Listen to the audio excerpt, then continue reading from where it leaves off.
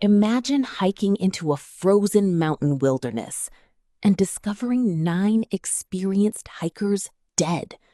Not together, not from an avalanche, not from an animal attack, but scattered across the snow, as if something had terrified them so badly they fled their tent in the middle of the night, barefoot, into temperatures below minus 30 degrees Celsius.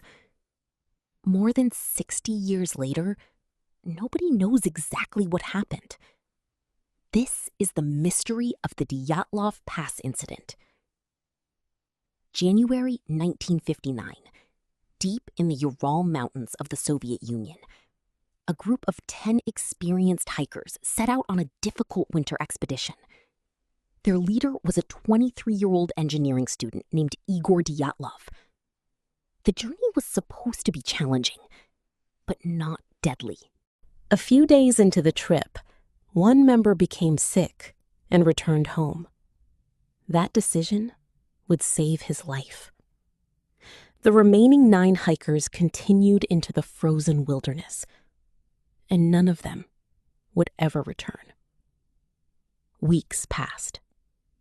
When the group failed to arrive at their destination, rescue teams were sent to search for them. What they found would become one of history's most disturbing mysteries. The hiker's tent was discovered on a snowy mountainside. At first glance, it looked abandoned. But then, investigators noticed something strange. The tent had been cut open from the inside. Not outside. Inside. As if the hikers had desperately tried to escape. Even stranger, most of their boots, jackets, and winter equipment were still inside. Think about that. Experienced hikers in one of the coldest environments on Earth, leaving their shelter in the middle of the night without proper clothing? It made no sense. The investigators followed footprints leading away from the tent. The tracks suggested the group had walked away, not run, not been chased.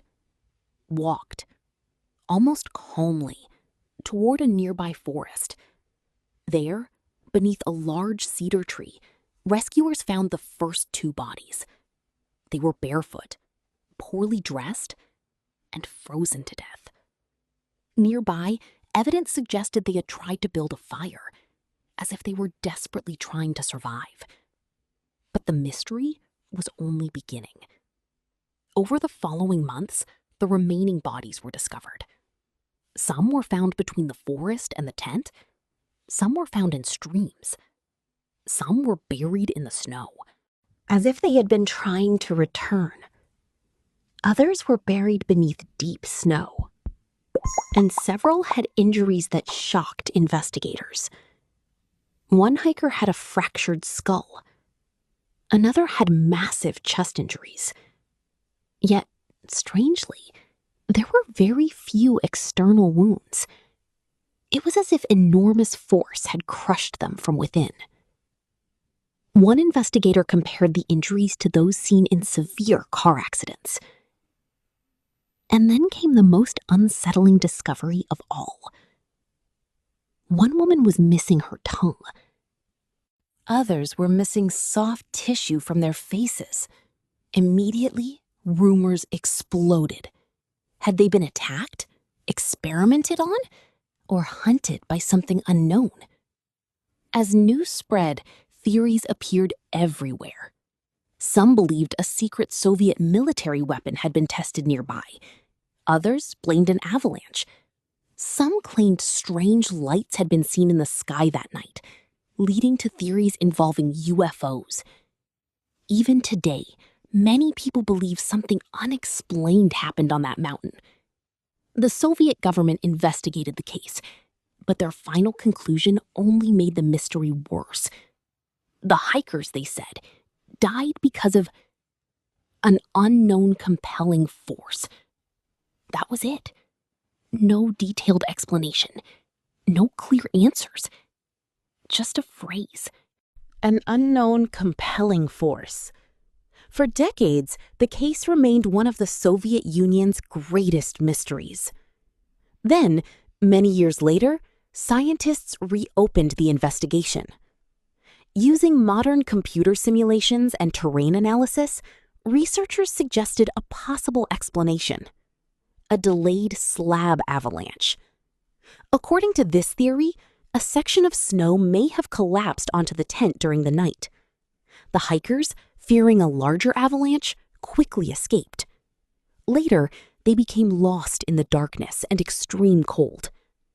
Some experts believe this explains much of the evidence, but not everyone agrees. Critics argue that several details still don't fit. Why were some injuries so severe?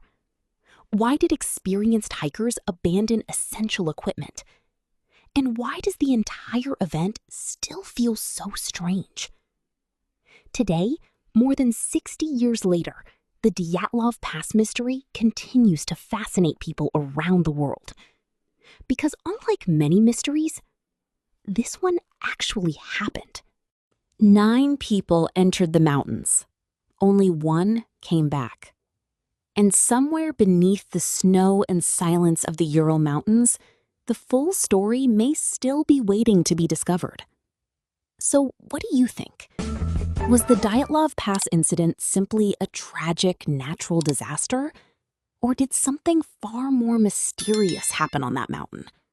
Tell me in the comments.